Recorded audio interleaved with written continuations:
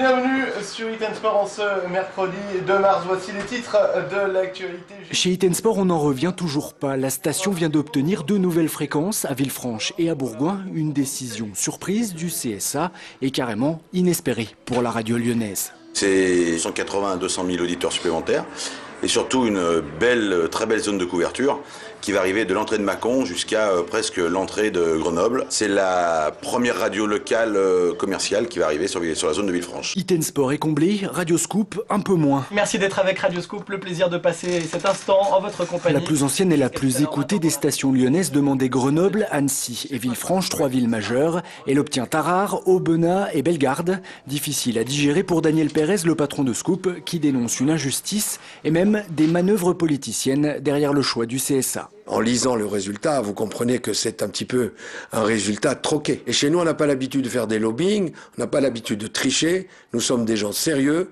et nous voulons que le CSA soit aussi sérieux que la loi l'oblige de l'être. Alors si certains s'imaginent qu'en faisant des passe-droits, on obtient toujours ce qu'on a envie, ils se sont trompés. Dans le viseur du patron de Scoop, son principal concurrent, Radio Espace, qu'il soupçonne d'avoir bénéficié d'appui au CSA pour obtenir 9 nouvelles fréquences.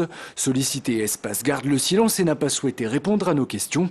Daniel Pérez, lui, menace de révéler certaines pratiques. Sachez que dans les jours à venir, après avoir eu cette explication au CSA, nous mettrons sur la place publique tout ce que nous savons. Et il y a des choses qui ne sont pas bonnes à savoir. En attendant d'éventuelles révélations, Radio Scoop compte faire appel au Conseil d'État pour contester la décision du CSA. Il faut dire que l'enjeu est de taille. La prochaine attribution de fréquence, ce ne sera pas avant 15 ans.